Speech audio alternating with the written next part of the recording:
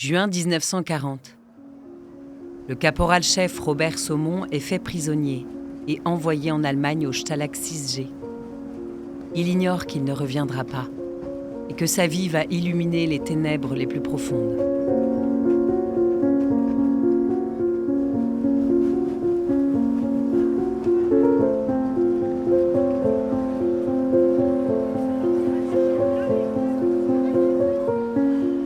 Robert Saumon naît le 18 janvier 1919 à Wassel, en Seine-Maritime, dans un milieu très modeste.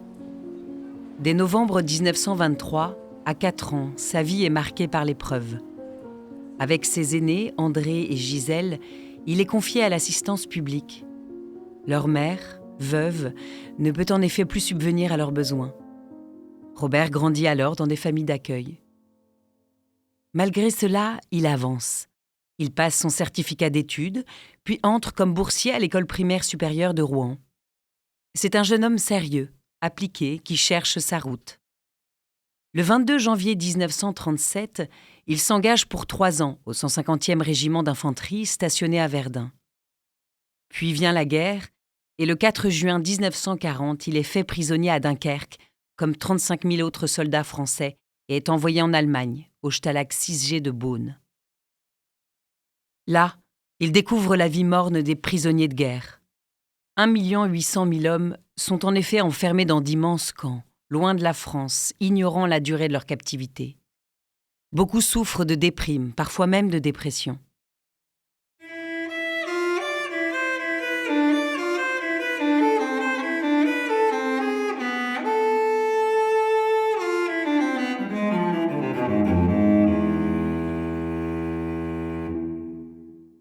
Mais tout change le 28 août 1943, car il accepte le statut de travailleur libre. Il est transformé en travailleur civil et est assimilé aux jeunes requis pour le service du travail obligatoire. Il quitte le camp de prisonniers et rejoint le commando 624, une unité de travail liée aux chemins de fer et aux usines. Là cohabitent des prisonniers de guerre français, des requis du STO et des travailleurs libres. Et c'est dans ce commando qu'a lieu une rencontre décisive, celle de Jean Bernier. Cette rencontre va transformer sa vie. Robert y découvre le scoutisme et, plus important encore, l'approfondissement de sa vie spirituelle. Le 13 novembre 1943, il écrit « Je veux devenir scout, car j'y vois mon idéal.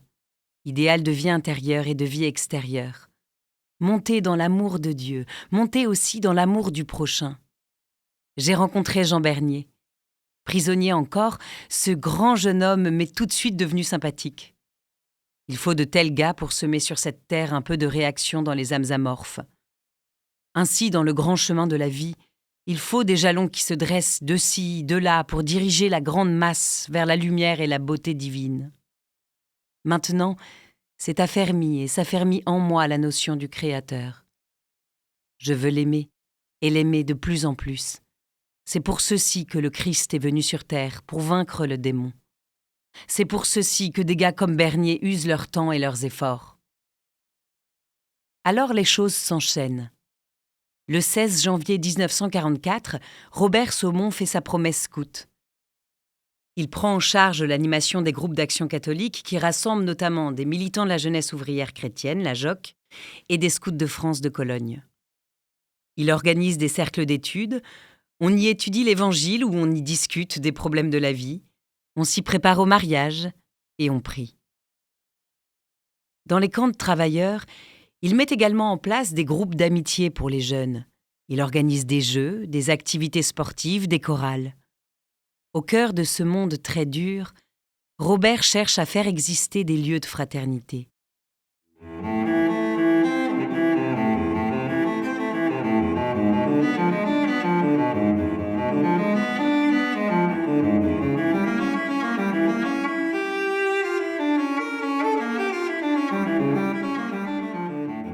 Mais la Gestapo surveille.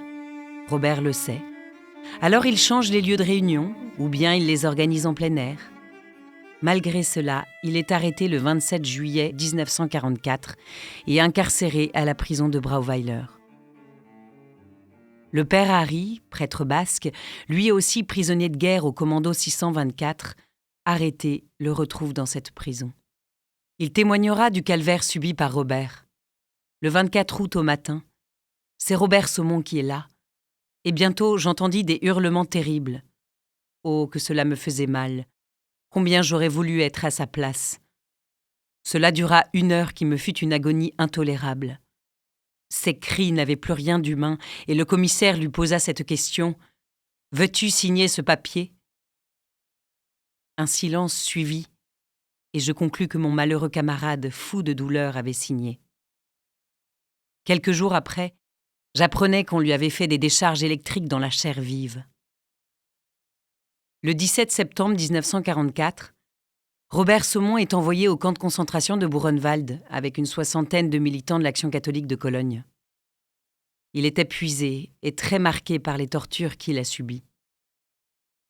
Il meurt au Revire qui tient lieu d'infirmerie le 9 avril 1945, 2 jours avant la libération du camp par les Américains. Bien plus tard, en 1989, Jacques Julien, qui l'avait bien connu à Cologne, dira simplement « J'ai la certitude que Robert Saumon, tout comme ses camarades, est mort en témoin héroïque de sa foi. » Reconnu bienheureux, Robert Saumon est béatifié le 13 décembre 2025 à Notre-Dame de Paris, avec 49 autres Français, morts en haine de leur foi, martyrs de l'apostolat.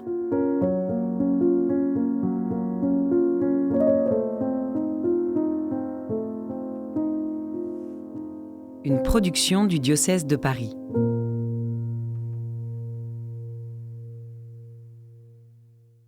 Cette série de podcasts est produite et réalisée par le service communication du diocèse de Paris avec la voix de Clémence de Vimal.